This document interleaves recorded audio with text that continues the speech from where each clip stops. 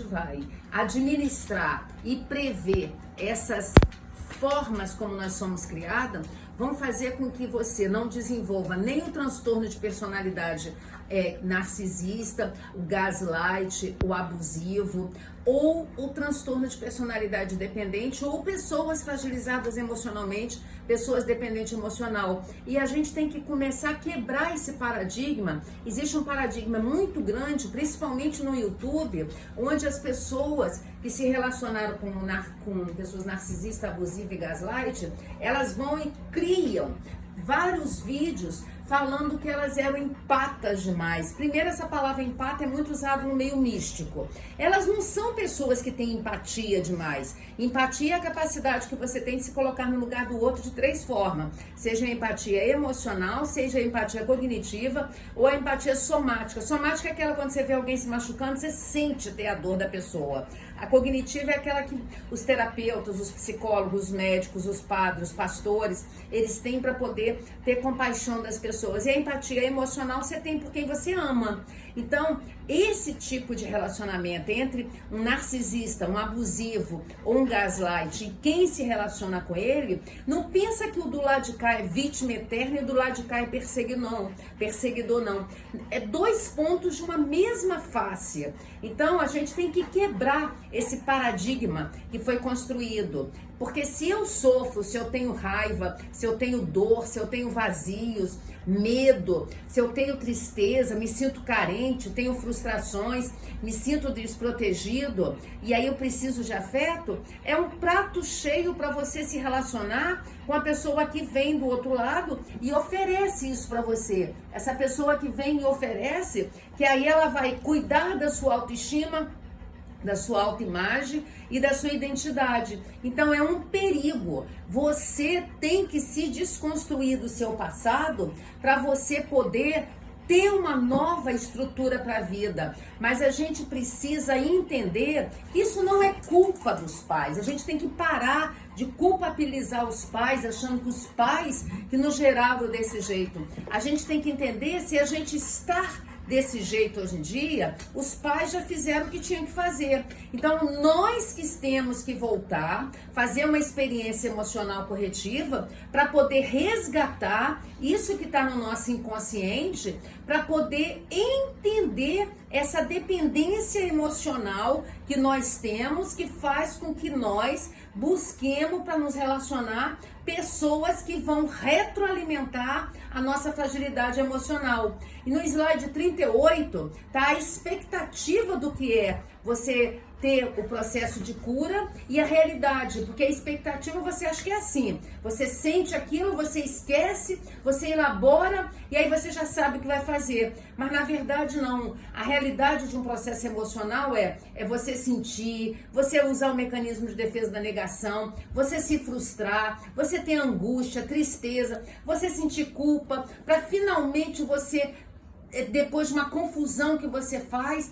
você iniciar o processo de ressignificação para poder aceitar a nova realidade. Mas com isso você tem que voltar. O que é dependência emocional? Dependência emocional afetiva, ela ocorre em qualquer tipo de relacionamento.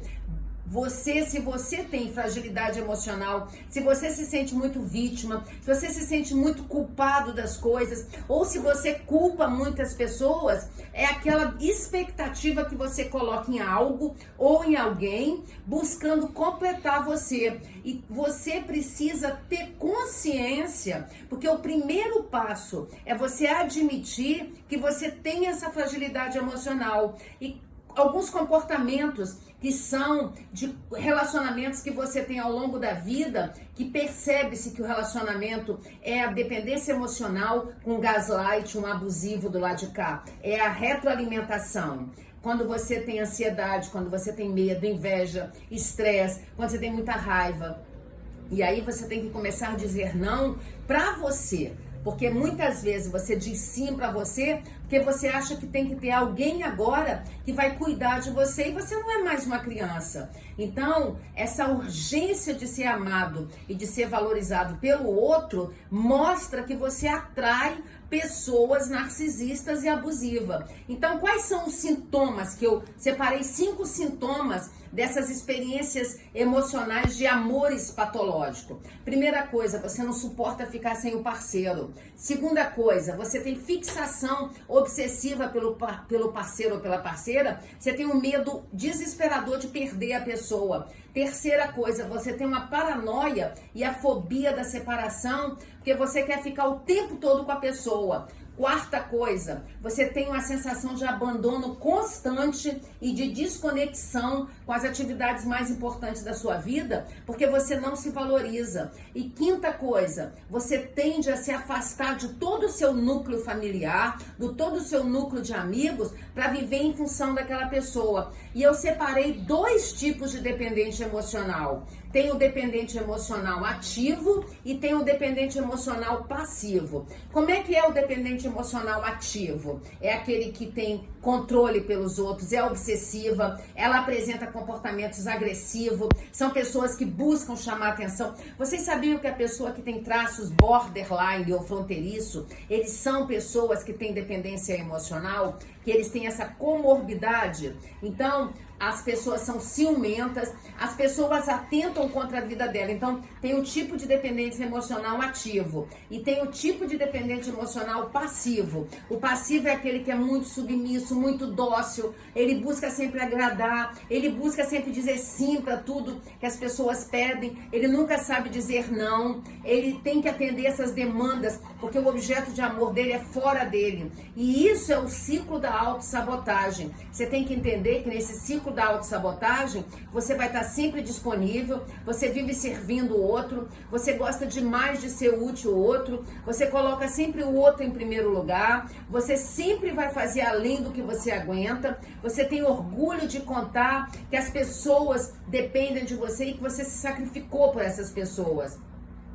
Vou dar agora 7 tipos de comportamento que o narcisista tem. Já tá acabando. Peraí, tem 7 tipos de comportamento que ele tem quando ele descobre que você tem esse traço, ou essa característica, ou esse transtorno de dependência emocional. Como que ele age? Ele, depois que já te conquistou, ele vai de vez em quando te punir com um silêncio profundo, para fazer com que você fica pior, porque ele tá te punindo. Uma outra característica, ele vai te privar daquilo que você deseja. Se você tem muita... Depois que ele já te conquistou, que lembra, ele descobriu que você tem um traço de dependência emocional.